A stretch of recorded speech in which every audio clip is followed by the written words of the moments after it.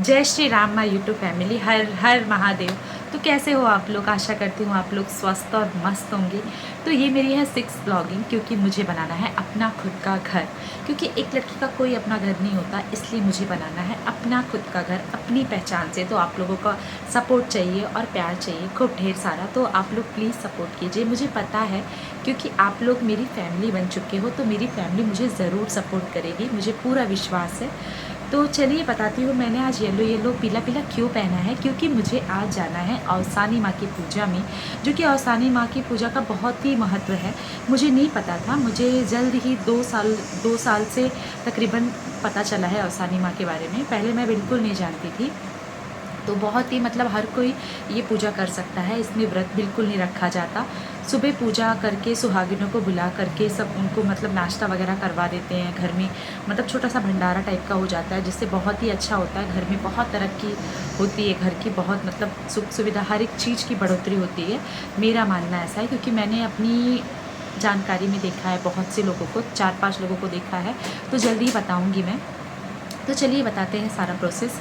तो क्या होता है ना, इसमें पीला कपड़ा लिया जाता है। पीला कपड़ा कॉटन का ब्लाउज पीस ले लो, कुछ न्यू साड़ी ले लो, जो मतलब एकदम कुर्रा हो। कुर्रा मतलब जो यूपी बिहार साइड के है, मतलब एकदम न्यू, उनको पता होगा। और उसके ऊपर रखा जाता है चौका, जिसमें हम रोटी बनाते हैं ना, वो चौका। और उसके ऊपर बिछा देते हैं चुनरी। चुनरी के ऊपर रखते हैं कलश। कलश में पानी भर के रखते हैं, उस पर प्लेट, और उसमें चावल रखा जाता है। उसके ऊपर दिया रखा जाता है। और गौरी गणेश बोलते हैं। गोबर का 5 या 7, 5 बना लिया जाता है। अगर नहीं होता जिनके पास, तो क्या करते हैं ना, तुलसी तो हर घर में पाई जाती है, जो तुलसी की मिट्टी है ना, उनसे गौरी गणेश मतलब ऐसे गोल गोल बना के रख लिया जाता है। और जो हमारे यूपी बिहार में कुमकुम ऑरेंज वाला सिंदूर होता है ना, वो उनका टीका मतलब एकदम न्यू लिया जाता है। उनका टीका लगाया जाता है वहाँ पर। सबको टीक लिया जाता है। और आम का पत्ता जो होता है, वो तो मैं भूल ही गई। आम का पत्ता जो है ना, वो कलश पे रख दिया जाता है, कलश पे। और उसके ऊपर प्लेट रखा जाता है, उसके ऊपर चावल और दिया। और फिर हार माला पहना देना है, फूल रख देना है। और 7 सुहागिन को, 5 सुहाग, 5 तो नहीं, 7 सुहागिन, 9 सुहागिन, 11 सुहागिन को बुला लिया जाता है घर में। और उसमें प्रसाद क्या होता है पता है? लाई, चना और लड्डू। लड्डू नहीं होगा तो गुड़ भी। और ये प्रसाद होता है।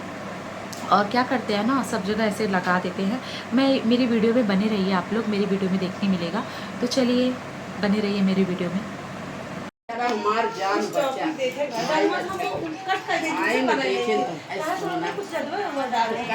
चल के आवैना साकर गलिया दुई डगरिया मैया, चल के आवैना साकर गलिया दुई डगरिया मैया चल के आवैना। साकर गलिया दुई डगरिया मैया, चल के आवैना।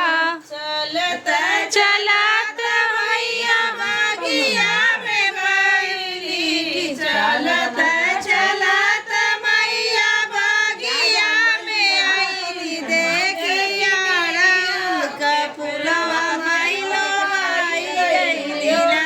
देखी आई गईली ना, माइलो भाई गईली ना। देखी अड़हुल के फूलवा माइलो भाई गईली ना। साकर गलिया दुई डगरिया मैया, चल के आवैना। साकर गलिया दुई डगरिया मैया चल के अरे आवसानी मैया, बेटवा तो दिया हलू मैया कनवा लगन के अरे गोड़वा गल जन के पतो है आवसानी मैया। गोड़वा में जन के पतो है आवसानी मैया। गोड़वा में जन के पातो है आवासानी मैया। गोड़वा में जन के पतो है आवसानी मैया। हाथी जोड़ी पर पड़ी बिनती बहुत करी, सुनी ले तू अरज हमार आवसानी मैया। सुन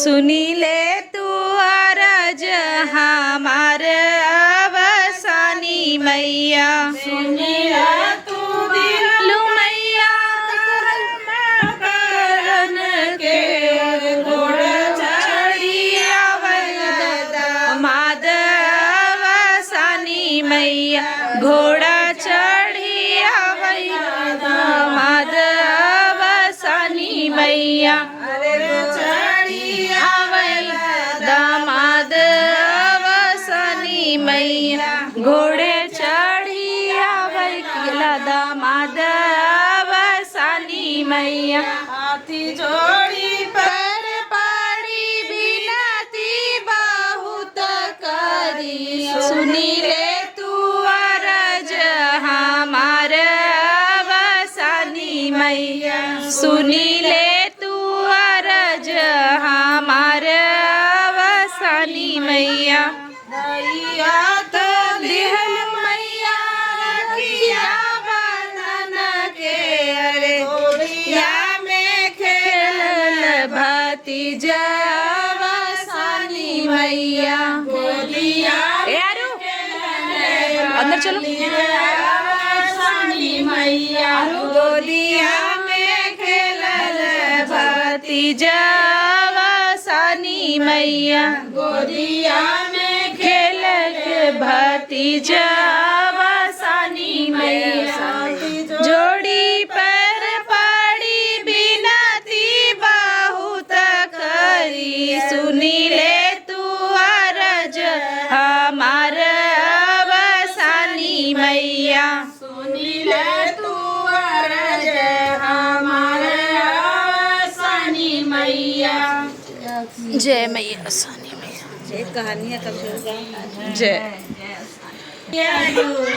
झूलनावा निमिया का डर कचिनार हो मैया झूले झूलनवा झूलत झूलत माई के लग गई पियसिया झूलत झूलत माई के लग गई पियसिया चली बैली मलिया के घर हो मैया झूले झूलनावा चली गई नी मालिनिया दुआर हो मैया झूले झलनवा आई बाटू की बहरे मालिनिया बितराही बाटियों की बहरे मालिनिया पनिया तू दे तू पिया आई हो मैया झूला झूलनवा पनिया तू दे तू पियाई हो मैया झूले झूलनवा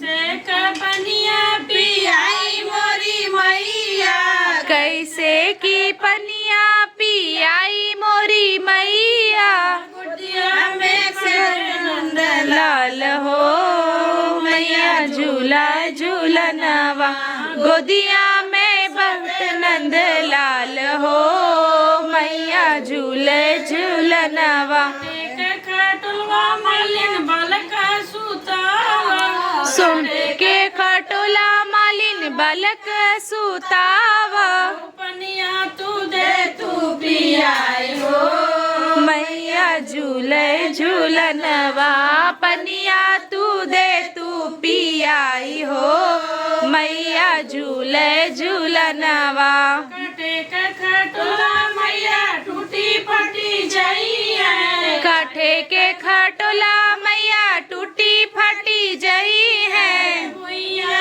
जे लोटे नंद लाल हो मैया झूले झूलनवा भुइया जे लुटे नंद लाल हो मैया झूले झूलनवा तोर लालनवा मालिन भुइया जे गिरी है जो तो लालनवा मालिन भुइया गिरी है चरा में ले गए उठाई हो मैया झूले झूलनवा अचरा में ले उठाई हो मैया झूले झूलनवा मिया खटार कचनार हो मैया झूले झूलनवा निमिया के डार कचनार हो मैया झूले झूलनवा। सोने का खटोलवा मालिन बालका सुतावा, सोने के खटोलवा मालिन बलक सुतावा। पनिया तू दे तू पियाई हो मैया झूले झूलनवा। पनिया तू दे तू पियाई हो मैया झूले झूलनवा। कहाँ चली मालिन जजरा गेरुआवा, एक हथेली हिन मालिन झजड़े गेरुलवा।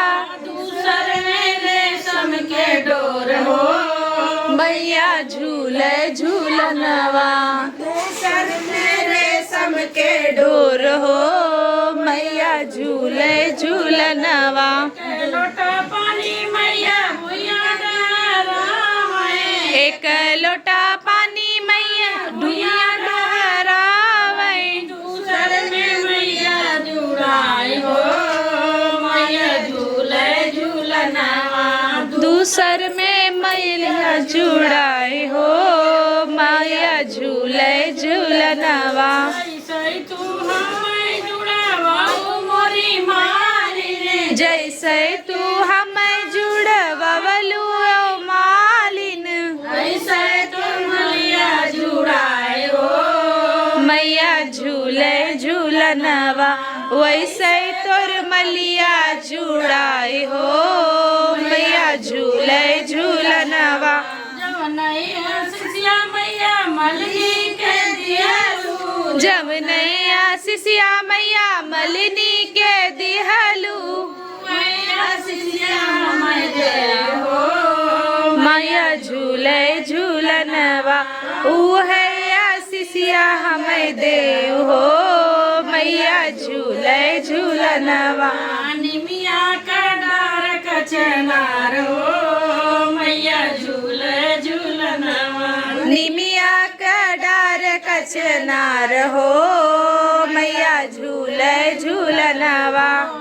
मैया की जय। काली काली लट छिटकवलू गजब कई दियालू रे मैया, काली काली लट छिटकवलू गजब कई दिहलू हे मैया।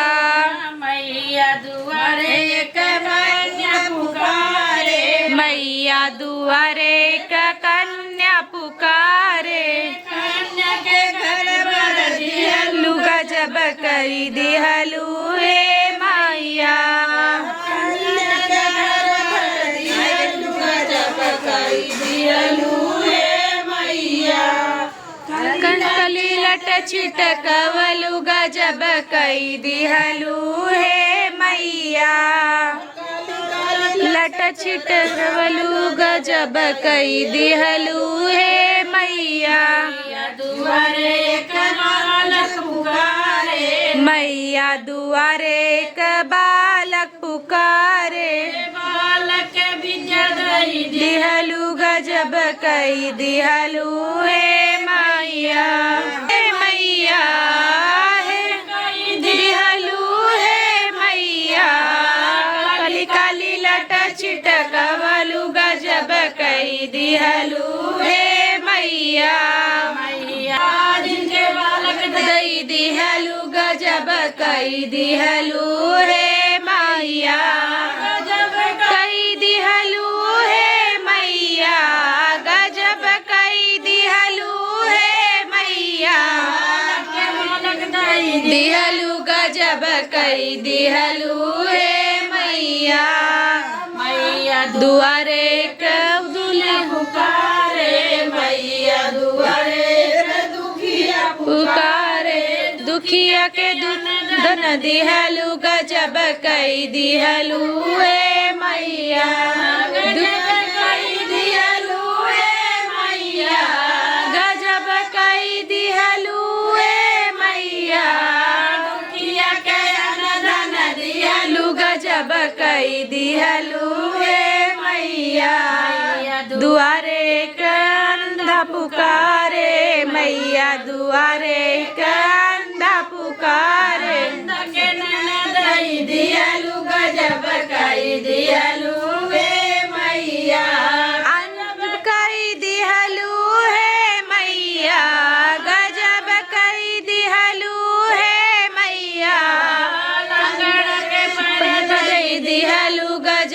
कई दिहलू हे मैया लंगड़ा के पैर दई दिहलू गजब कई दिहलू हे मैया दिहलू है मैया गजब कई दिहलू है मैया गजब कई दिहलू हे मैया सन मैया की जय बनल रही नैहरवाए श्री मैया बनल रहे ससुरवा बनल रहे नैहरवाए मैया बनल रहे ससुरवा ऐसन भरवा दिहलुए मैया साजल रहे सिंदूरवा ऐसन बरवा दिहलुए मैया साजल रहे सिंदूरवा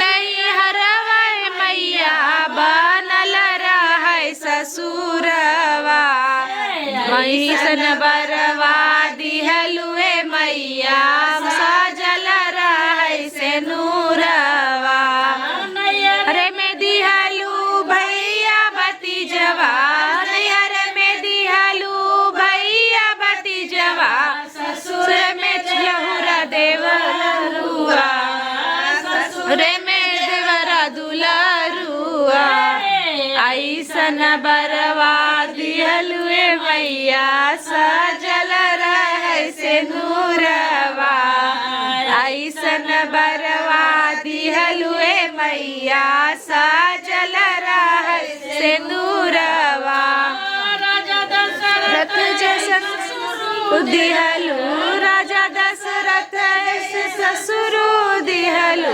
सिल्या जैसन सासू हो ऐसन बरवा दिहलुए मैया साजल रहे ससुरवा ऐसन बरवा दिहलुए मैया साजल रहे सिंदूरवा विष्णु ऐसन जेठवा दिहलू विष्णु ऐसन जेठवा दिहलू लक्ष्मी ऐसन जेठानिया लक्ष्मी ऐसन जेठानिया ऐसन बरवा दिहलुए मैया साजल रहे सिंदूरवा ऐसन बरवा दिहलुए मैया साजल रहे सिंदूरवा संतनवा दिहलू लव कुश ऐसन संतनवा दिहलू राम जैसन दुल्हवा राम ऐसन दुल्हवा ऐसन बरवा दिहलुए मैया साजल रहे सिंदूरवा ऐसन बरवा दिहलुए मैया साजल रहे सिंदूरवा नैहरवाए मैया बनल रहे नसुर मैया बनल रहे ससुरवा ऐसन बरवा दिहलुए मैया साजल रहे सिंदूरवा ऐसन बरवा दिहलुए मैया साजल रहे ससुरवा मैया की जय केहू कहले रहा पटी कल जाके गंगा जी नहा तो उसमें गईली दोनों जने गंगा नहाए तो गंगा माई के किनारे पौसानी माई पूजा होत रहा तो दोनों जने भुकारी भरा नहा वहा के बैठलीन बहुत आश्चर्य में रहलीन कि होत का है तो जब पूजा होएगा तो पूछलीन के बनी होत का है तो कहा कि औसानी माई पूजा होता जेकर बाल बच्चा ना होले पे अंधर कमी रहा गरीबी रहा दुखी रहा माई पूरा करानी सबकर मनसा तो कहीं अच्छा कालीन हम ऊपर सदिए दा दोनों जने मांग के लेके गए खैली कहाँ अगले गुरुवार के हमनो आई तो कहाँ ठीक है आया प्रसाद खैली अगले गुरुवार के दोनों जने फिर गईली नहा सुहागिन जुटलीन पूजा उजा कैली तो वह उन सब मन में कहलीन कि अवसानी मैया जैसे सबके भर ले ना वैसे हम दिया तब हम तोहार पूजा सुनब। तब दोनों जने के एक जने के 2 दिन आगे अवसानी मैया बेटवा देली, एक जने के 2 दिन पीछे, और दोनों जने वही समय वो प्रसाद खा के गईली पेट से रहली। तो बड़कू जने के आगे भैलीन, तब छोटकी जने कहा हे दीदी, और छोटकी जने के 2 दिन पीछे, तो जब सवा महीना का हो गई तो छोटकी जने कहा कि नहीं दीदी 1.25 महीना के बाबू हो गल, माता जी पूजवा चला सुन ल। अरे माता जी कहीं भागी जात है, अब छोट बच्चा खाने का साल का हुई है सुन तनी बड़ हो जाइए ना सुन। तो फिर ऐसा कहा दोनों जने का लड़की मजे का बड़ हो गए 4-55 साल का। तो छोटको जने जौन उनसे राह नहीं कर, तो वो न अपन सर सामान जुटा के सुहागिन बुला के माता जी पूजा सुन ले ली, और बड़को जने नहीं सुन ली। ऐसा लड़का जवान हो गई ना, बियाह करा के जब गईली बड़को जने आगे बड़को जने का ठिकाल, और वह महीना आज महीना छोटको जने का। तो जब बड़को जने का ठिका गल तो गईली बियाह बदे खूब बाजा उजा दुआरे बजा तो सही तनात खूब अइले। तो अवसानी माई बुढ़ी एक भेस धाई के गईली, कहा था कि सबके खियौलू पियौलू है, हम को कुछ दई दा ना कुछ हम झूरा दई दा, लाई चना दई दा, हम लेके चली जाई। कहते चुप रह तू, अब हम भीड़ी भतवानी में है अब कुछ ना बा, तू चली आओ दलिदरेसन आए दुआरे हमारे रीत नाथ बांध चाटे बेइज्जती करावा जा, बाद में आऊ तो दे। कौन बेचारो अपन फिर जाके कुछ दूर नीबी पेड़ रहा वहाँ बैठ गई। तो कहीं अच्छा तू खाली आ जाऊ ना तब हमके देहू। तो कहा थी चला ठीक है चला हो बैठा। कौन बेचारो बैठा रह गई। फिर दूसरे दिन खूब अपन चौके बैठली लेके बेटवा, और बियाह हुआ कुछ तैयारी हो गल, चौके उके बैठली, बारात विदा कर दी। बारात विदा कैले के बाद बूढ़ा वहीं बैठे बाई माता जी नीबी के यहाँ। तब वो कहा थी हम कुछ दे तो हम लेके चली जाए। कहा थी तू अब यही बैठी है वो जा सुबेरे पतो आई हम उतार ले बाद में आऊ तो दे। उन बेचारो वही बैठी बाई। फिर अच्छा झंझना दी तो चली गई। जैसा उन जयमाला पड़े बदे बरमाला पड़ के स्टेज पर लड़ी के गल वहीं मूर्छित होकर गिर गल। तो कहीं कि वहाँ से खबर आल कि पूछा लड़की के माए कुछ मन्नत माने हैं इनका, लड़की वो गिर गल। तो कहा थे इनकी नहीं। तो यहाँ आए खबर तो कहा हाँ अवसानी में, तब देवरनिये दे आए ने याद कहा था अवसानी माई पूजवा सुनू रहो दीदी। तब माफ़ी उफ़ी मांगलिन, तब तुरंत वही जितना जने मिललिन उतना जने राती के बटोर के वही पूजा तुरंत बैठ गई सुना। और वह लड़के उठ के खड़ा बल, बियाह शादी बल, सवेरे दुल्हन आयल, फिर से उनकर अवसानी माई पूजा सुनी। छोटको जने तापस सुन ले रही, उनकर कुल निके निके बीत गल। तब वो अवसानी माई आइन कहा था कि हम कहे हमके कुछ सुखो दे दे, झूरो दे दे, नाही दी हम झंझनाए दी। तो बहुत माफ़ी उफ़ी मंगलिन, गोड़ ओढ़ धर के अवसानी माई उनकर पूरा कर दिन, उन्ना क्षमा देलिन, माफ़ी देलिन, कुल उनकर भर। जय अवसानी मैया की।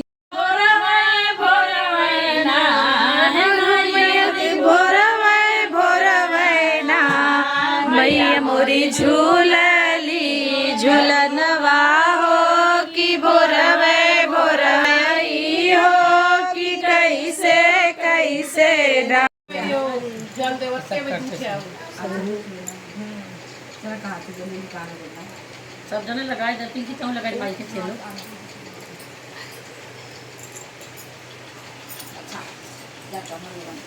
बिहार मुड़वा रहा पूरा पश्चिम कहाँ बा यार ये पूरा बिहार हुआ ना, ये बूढ़ा माई पूरा बिहार है, कस्ती में है पूरा बिहार। तब बिहार से गोड़ो हाँ तो मुड़ा वहीं बनावा कोनो वहाँ पे माता जी खाली देखा एक बार पूरा पश्चिम का पूरा बिहार दीदी हाई हुआ। हाँ तो मुड़ो तो बिहार बनी ना। हाँ पूरा बिहार है, कस्ती में है। अच्छा पूरा बड़ी मुँह करी।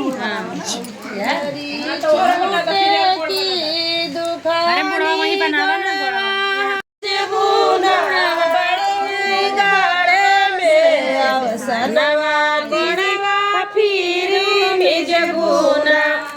मंगबू मगिया का सेंदूरवा गोड़वा फिरू मिजबूना।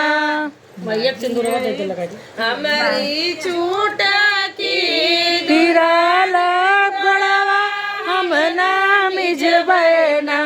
फिरी मिजबू गिरा गोड़वा फिरी मिजबूना।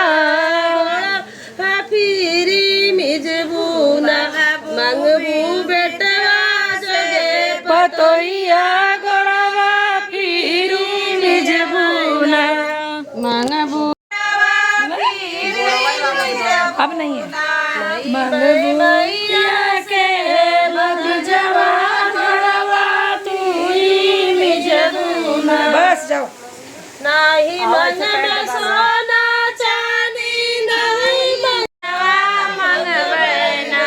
मंगब मांगी का सिंदूरवा मंगनवा मंगबना सूट पलटवा मंगब मैया से गनवा मंगबैना मंगबैना